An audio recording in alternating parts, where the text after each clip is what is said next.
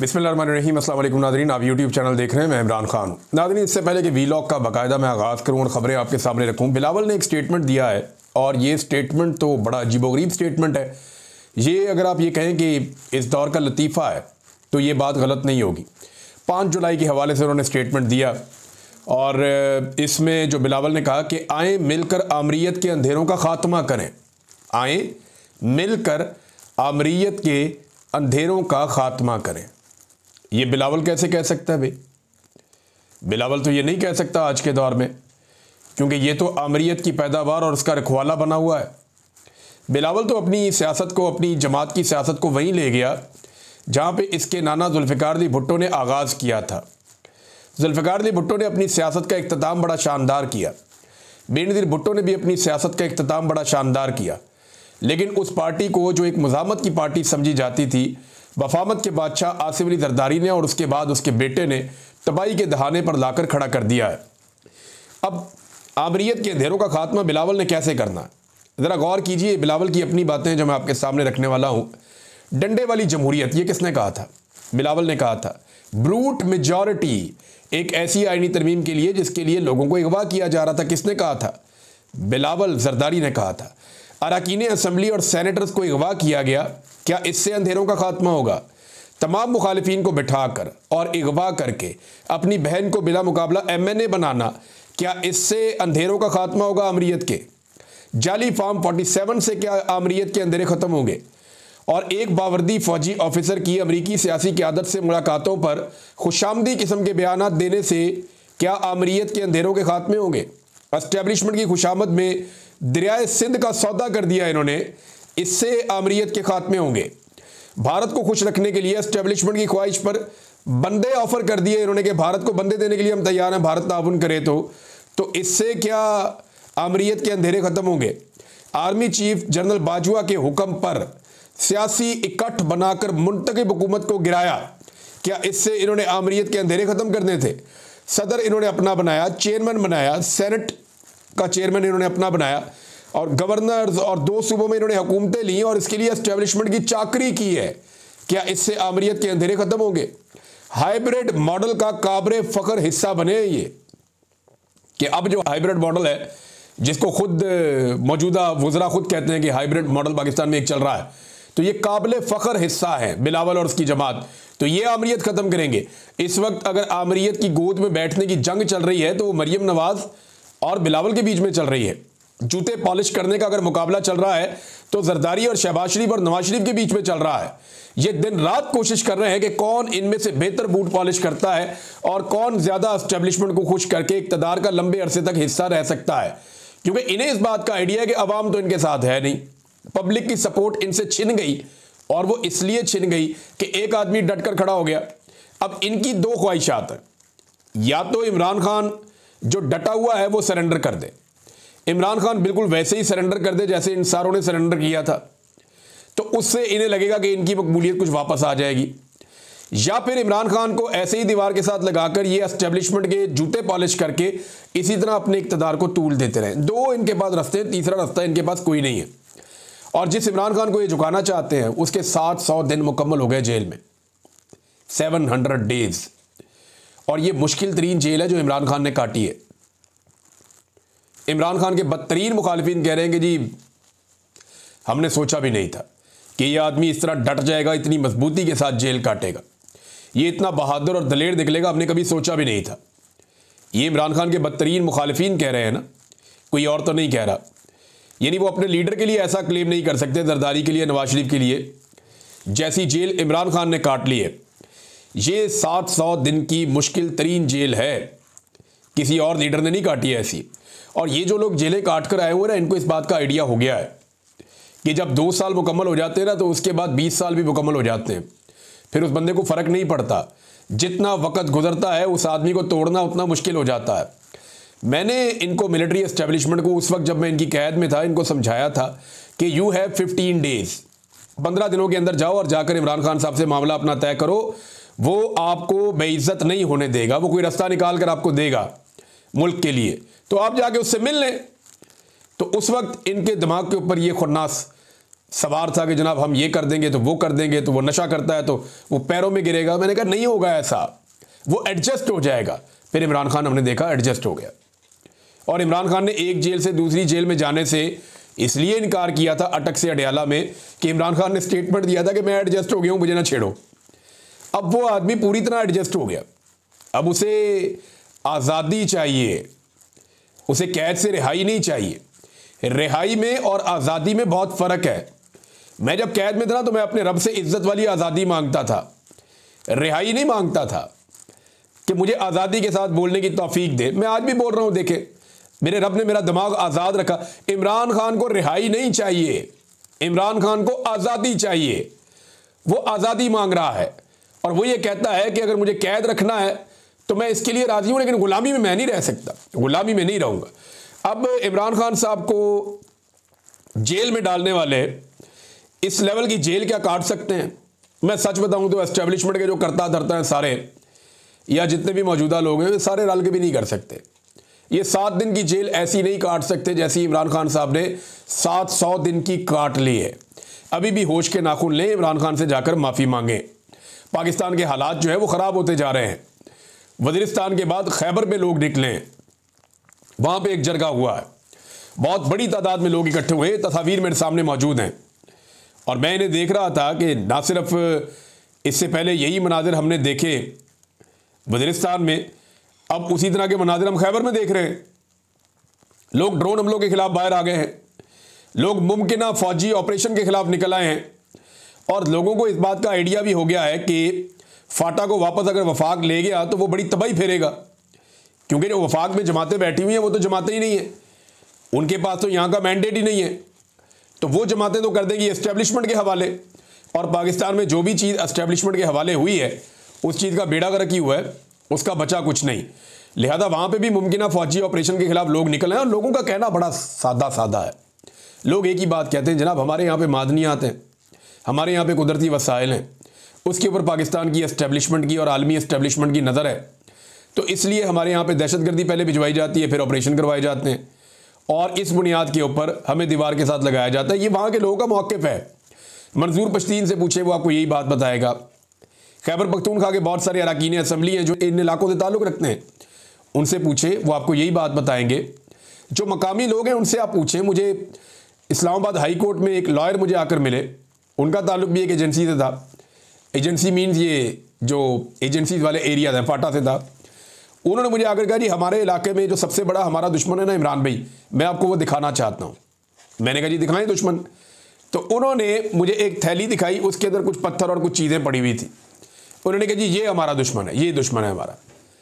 मैंने कहा यार हद हो गई, आपके वहाँ दहशतगर्दी हो रही है, आपके वहाँ ऑपरेशन की बातें हो रही हैं, आपके वहाँ पे बड़ी मुश्किल सूरत हाल है, और आप कह रहे हैं ये पत्थर के टुकड़े और ये चीज़ें आपके दुश्मन है।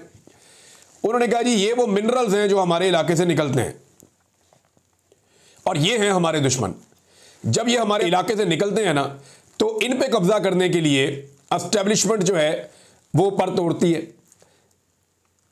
तो इन पर कब्जा करने के लिए एस्टेब्लिशमेंट जो है वो फैसला कर लेती है, और फिर उस फैसले के लिए कुछ भी हो जाता है। यानी कभी तालिबान आ जाते हैं, कभी ऑपरेशन आ जाता है, कभी कुछ और आ जाता है। तो उस आदमी का सोचना ये था कि इन वसाइल पर कब्जा करने के लिए उनके इलाकों में बाय डिज़ाइन ऑपरेशन किए जाते हैं। गुड तालिबान की आपने सुनी होगी टर्मिनोलॉजी, बड़े लंबे अरसे से आप सुन रहे होंगे। अली अमीन गंडापुर ने आर्मी चीफ के सामने भी ये मामला उठाया कि यार बस कर दें अब गुड तालिबान वाला मामला। ये गुड तालिबान जो हैं ये अब जनूबी खैबर पख्तूनख्वा के अजला में मेन सड़कों पर रोज़ाना शाम को आ जाते हैं। DI खान से आने वाली जो सी पैक रोड है उसके ऊपर आ जाते हैं, वहाँ पे आगे रोड बंद कर देते हैं, लोगों को लुटमार करते हैं। जो पहाड़पुर का इलाका है वहाँ पे इनकी अक्सरियत है। तो ये बड़ा जुल्म वाली सूरत हाल है, और इसके खिलाफ अब खैबर पख्तूनख्वा की आवाम खुद से निकलना शुरू हो गई है। किसी पॉलिटिकल पार्टी का झंडा नहीं था, मुझे तो पासून वाले भी नज़र नहीं आए, उनके सफ़ेद झंडे होते हैं वो भी नहीं आए। लेकिन मंजूर पश्तीन से आप पूछे, बाकी लोगों से आप पूछे, वो यही कहते हैं कि हमारे लोगों का खून बहाया जाता है सिर्फ डॉलर कमाने के लिए और हमारी मादनियात और वसाइल पे कब्जा करने के लिए, दूसरी और कोई वजह नहीं है। और नाज़रीन, जो नवाज शरीफ के बारे में दावा किया जाता था, मैं एक स्टेटमेंट अभी देख रहा था नवाज शरीफ का दोबारा, 2022 में मरीम नवाज ने स्टेटमेंट दिया जब पेट्रोल 150 रुपये लीटर था, तो मरियम ने कहा पेट्रोल और डीजल की कीमतों पर नवाज शरीफ का दिल खून के आंसू रोता है। फिटे मुंह भाई, अब नवाज शरीफ का दिल नहीं रोता 350 रुपए लीटर पे। उस वक्त नवाज शरीफ का दिल खून के आंसू रोता था, अब नवाज शरीफ का दिल खून के आंसू नहीं रोता। ये इतनी नालायक औलाद है, इन्होंने अपने बाप की सियासत तबाह बर्बाद करके रख दी। यानी अगर आप लोग चीज़ें सस्ती करने के दावों और वादों के साथ इक़्तिदार में आए थे तो फिर चीज़ें सस्ती कर देते, और अगर लोग आपके इक़्तिदार को नहीं मान रहे थे तो फिर आप नए इलेक्शन में चले जाते। ये जो इन्होंने तजर्बा किया ना कि हमने हर हाल में इक़्तिदार में रहना है क्योंकि हमने अपने करप्शन के केसेस ख़त्म करने, हमने जूते पॉलिश करने और हमने इमरान खान को दीवार के साथ लगाना है, वरना वो हमारी करप्शन का पैसा हमारे पेटों में से निकालेगा। ये फैसला करके ये लोग फंस गए। इन्होंने अपनी सियासत तबाह कर दी, इन्होंने लोगों को बेवकूफ़ बनाया, अब लोग इन्हें बेवकूफ़ बना रहे हैं। ज़रा ये एक आप खबर देखें कितनी इंटरेस्टिंग है। मरियम नवाज को कैसे मामू बनाया गया या कैसे उसको गोल चक्कर में घुमाया गया। जब ये इंसिडेंट हुआ ना बच्चों के इंतकाल वाला पाकपतन अस्पताल में, तो सबसे पहले ये कहानी सुनाई गई जनाब कि वहाँ ऐसा कुछ हुआ ही नहीं, कोई बच्चा फौत नहीं हुआ। मज़ीद तहकीकात की तो पता चला जी बिल्कुल हुए। फिर खबर दी, इन्होंने कहा नहीं जी बच्चे फौत हुए लेकिन रूटीन का मामला है। फिर दोबारा खबर दी, फिर इन्होंने इंक्वायरी करवाई, इंक्वायरी के अंदर अपने आप को क्लियर करवा लिया। और जो इंक्वायरी करने के लिए मरियम नवाज से 10 दिन पहले खातून गई थी ना, ये जो औरत गई थी नादिया साकिब, ये मरियम नवाज का जो प्रिंसिपल सेक्रेटरी है उसकी बीवी है। इसको भेजा गया, ये गई वहाँ पे क्लीन चिट देकर आ गई। इसने कहा जी कोई ऐसा मामला ही नहीं है। हालांकि ऑक्सीजन सिलेंडर के मद में 22 मिलियन की करप्शन पहले ही हो चुकी थी, सारे अफसरान को बचा दिया गया। लेकिन जब मीडिया ने मामला बहुत ज़्यादा उठाया और रोला पड़ गया और एस्टेब्लिशमेंट को भी इस बात का आइडिया हो गया कि ये जुल्म है जी, बच्चों के खून है, बच्चे फौत हो गए हैं, उनके माँ बाप बदवाएं दे रहे हैं। अब वो जो बच्चे फौत हुए हैं उनके घर वाले आना चाहते थे वहाँ पे एहतजाज करने के लिए मरियम की आमद के मौका पर, उन्हें वहाँ पे आने नहीं दिया। जिनके बच्चे फौत हो गए उन्हें बात करनी नहीं दी गई, उन्हें सुना ही किसी ने नहीं। और उसके बाद जनाब अब फाइनली जिस मामले को ये कहते थे हुए ही कुछ नहीं, मसला ही कोई नहीं, कोई गुनाह नहीं हुआ, कोई जुर्म नहीं हुआ, उसके अंदर एमएस भी गिरफ्तार है और उसके अंदर सीईओ भी गिरफ्तार है। डीसी को कहा जी आप चार्ज छोड़ दें। अब मामला ये है कि इसके ऊपर तो फिर वजीर को भी पकड़े ना, ब्यूरोक्रेसी को भी पट्टा डालें, जिन्होंने ये तबाही फेरने के अंदर मुकम्मल अपना किरदार अदा किया। ये हुकूमत जो है ना ये डिनाइल में ही रहती है। कोई भी मामला आता है, यानी इससे पहले जब इन्होंने कायदे-ए-आज़म मोहम्मद अली जिन्ना का नाम तब्दील करके मरियम नवाज के नाम के ऊपर एक जो है पूरा यूनिट जो है अस्पताल का वो उसको शिफ्ट कर दिया, तो इन्होंने डिनाइल में चले गए। इन्होंने कहा जी नहीं हमने ये किया ही नहीं, वो तो जिन्ना के नाम के ऊपर ही है। फिर मरियम नवाज के अपने मुंह से निकला असेंबली में बजट सेशन में, तो दुनिया को पता चला। उसके बाद वो खबर बाहर निकल आई, फिर हमने खबर दी, फिर वज़ीर इत्तलात या वो मरियम नवाज की जो बैग उठा के जाती है खातून, क्या नाम है उनका, मरियम ही नाम है उनका भी, मरियम औरंगजेब। अब वो जो खातून है वो भी ये स्टेटमेंट दे रही कि नहीं ये झूठ है, कायदे-ए-आज़म का नाम तब्दील नहीं किया।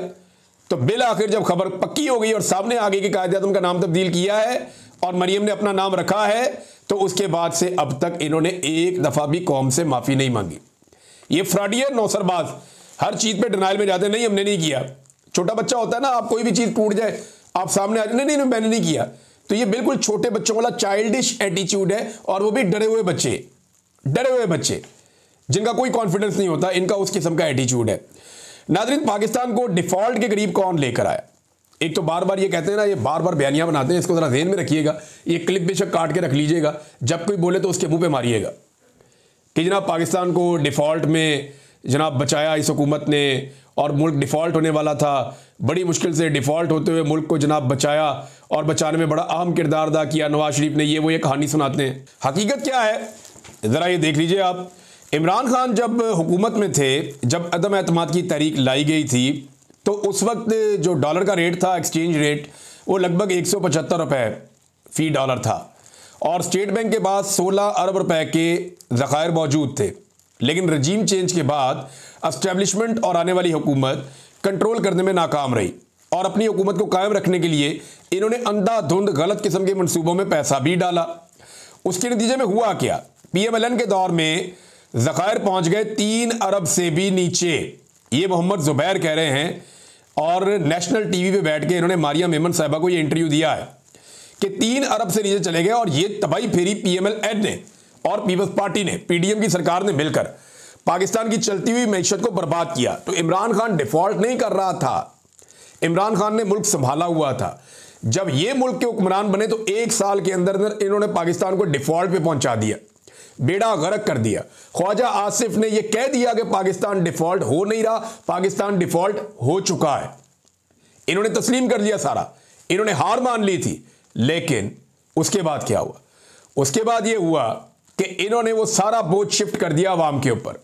आईएमएफ ने इन्होंने नए मुआहदे किए, आईएमएफ के साथ इन्होंने नई कस्में और वादे किए और उसके बाद इन्होंने टेक्नोक्रेट्स को लाके फार्मूले बनाए और उन फार्मूलों के तहत पाकिस्तान के आम आदमी के ऊपर सारा बोझ शिफ्ट कर दिया।